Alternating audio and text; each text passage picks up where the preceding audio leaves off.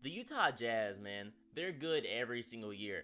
Always a threat to make a second round, always a great regular season team, and always pretty damn good in the playoffs. They never get the media attention that other teams get, like the Lakers, like the Clippers, like the Celtics. They don't get that media attention. But right now, they're shooting the lights out, and they have the best record in the league, and they're demanding your attention.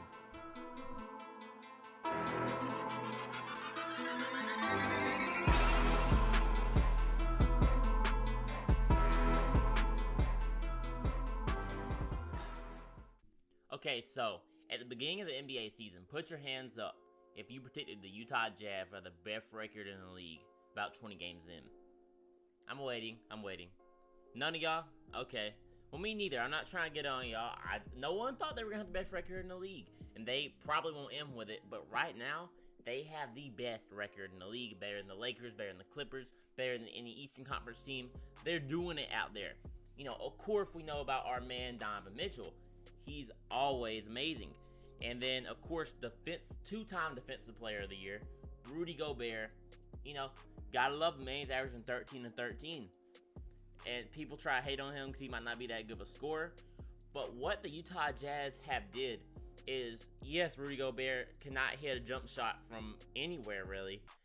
But they compensate that by having 4 absolute snipers in the starting lineup around him. They have, Donovan Mitchell. Of course, he's a great shooter.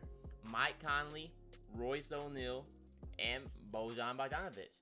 And all these guys, they're capable of shooting like 40% from 3. And this year, every one of them has been shooting the lights out. First off, I want to talk on Mike Conley, okay?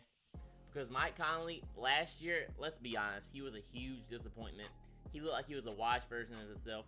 And I was kind of worried because I was like, bro, he's getting paid over $30 million a year. He's on the wrong side of 30. He's only like 6'1", he's a point guard.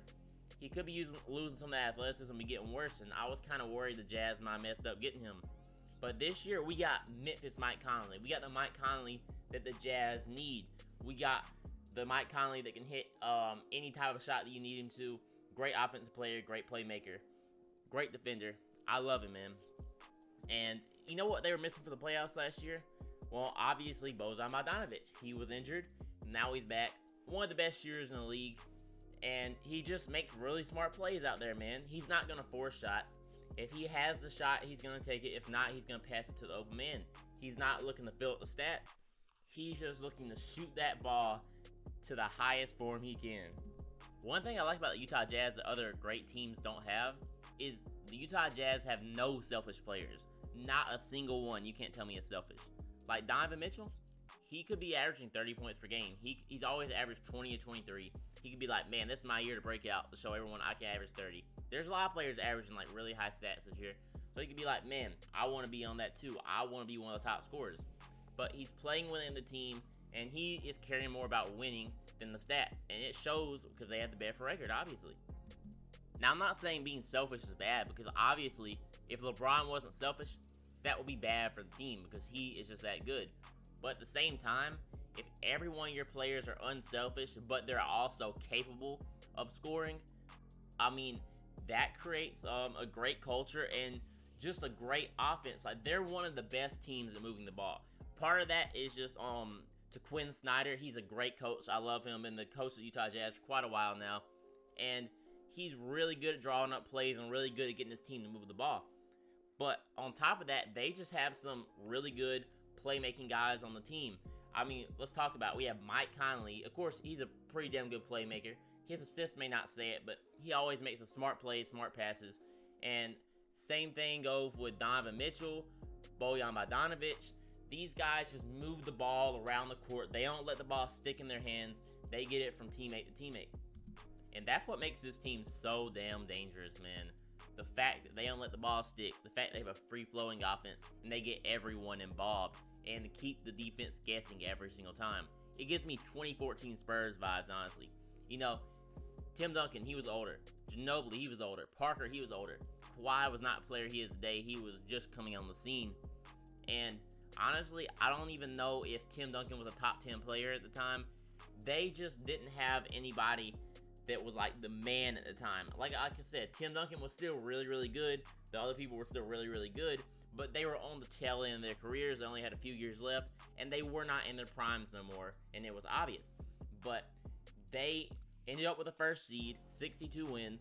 They got to the Western Conference. They demolished LeBron in the finals, and they did all this because they played a team game, and they just were unselfish with the basketball. Kawhi Leonard won Finals MVP. I think he only averaged like 16, 15 points. Like, no one really went crazy on that team. But if you watch that series, they picked apart the Heat team through ball movement, and it was decimating to them. And we're seeing it again right now. Like I said, first seed in the West, and although they do have 2 stars, no one's really going too crazy besides Mitchell. He's averaging about 24, but after that, it drops off to 17 from Clarkson and even more from that. And it's just all a team game, like I said. And let's talk about, speaking of Jordan Clarkson, let's talk about the bench. So first off, Joe Ingles is pretty much the man who runs the offense off the bench from what I saw. And I'm happy for Joe Ingles, because if you remember like 3-4 years ago, he was really, really good for them. And for the past couple years, he hasn't been as good. And I kind of wonder why, but I think it's because once they brought in Mike Conley, once they brought in Bogdan, he kind of lost his footing in the lineup. Like, he didn't know where he fed in. He didn't want to be selfish. He didn't want to take over too much.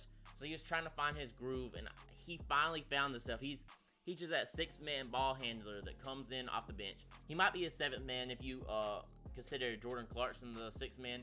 Either way, those are the top 2 guys off the bench, of course.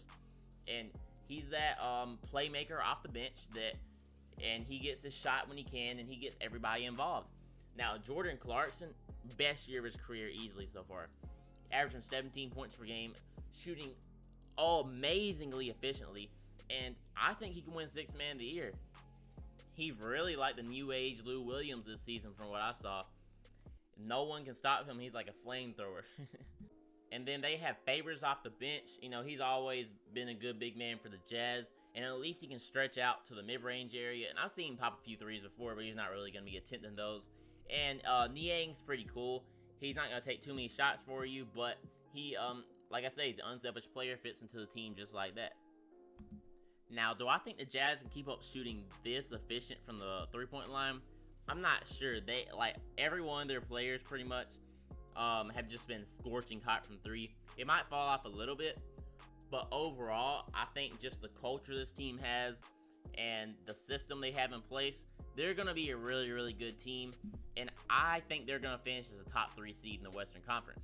They may fall below Lakers, they may fall below Clippers, may fall below both, or be above both. I don't know. But I think the Utah Jazz are going to be a dark horse contender this year. I'm not going to go as far as to say, oh, they're up there with the Jazz and Clippers and everything. But they definitely have a damn good chance to, and I wouldn't count them out from making the NBA Finals. Now, I know some of y'all would disagree, because usually in the playoffs it comes down to star power. You know, LeBron James, Anthony Davis, Kawhi Leonard, Paul George, Nikola Jokic, Jamal Murray. But do these guys not have star power? I mean, we're talking about Donovan Mitchell, one of the best shooting guards in the league. We're talking about Rudy Gobert, a 2-time Defensive Player of the Year. We're talking about Mike Conley, one of the most consistent point guards in the past decade, and he's always talked about when you talk about one of the best point guards in the league. You know, he may not be considered top 10 anymore, but I think that's just people never paying too much attention. He is a damn good point guard. And then you got Bojan Bogdanović, one of the best shooters in the league, and he helps every team win where he goes. I mean, you know, he's helping this team now. He helped the Pacers when he was on there. He helped the Wizards in their one season. I think he's just a winner in my opinion. So to say they don't have star power is not true, because I think they have plenty of stars, and I think the ceiling is the limit for this Jazz team. Now, if I had to bet money on it, would I bet that the Jazz make the finals? No, I probably wouldn't, but I can guarantee you this. The Jazz are making the second round this year, because they should have made it last year. They were up 3-1 after I think Mike Conley missed the first game or two. Bogdan was injured the whole playoff, so he didn't even play. And they were still up 3-1, and then they blew it. But even after they blew the 3-1 lead, you know, if you remember, Mike Conley took a, falling forward three-pointer that if it would have went in at the buzzer in Game 7, The Nuggets would have never came back from 3-1 against the Clippers because the Jazz would have won and they would have been in the second round. So there's a scenario where instead of getting eliminated in the first round last year, that the Jazz make the conference finals last year. So man, I really just hope the Jazz stay healthy. If they have 100% health, everybody's good to go for the playoffs. Like I said, they're not getting eliminated in the first round. There's no way, I don't see it happening. And regardless if they face like the Lakers, Clippers, Nuggets, or any other team you think might be in the second round, I think they're going to give them a damn run for their money. And if those guys aren't full health or at the top of their game, they are probably going to lose. Because this Jazz team, like I said, it's the real deal. And that's the end of the video. If you liked the video, please hit the like button. It only takes a few seconds and it helps the channel out tremendously. Helps grow the channel out to a bigger audience. Lets more people see it. And it'll just make me happy. So if you do that and subscribe if you want to see more videos, that's all I got to say. Peace out.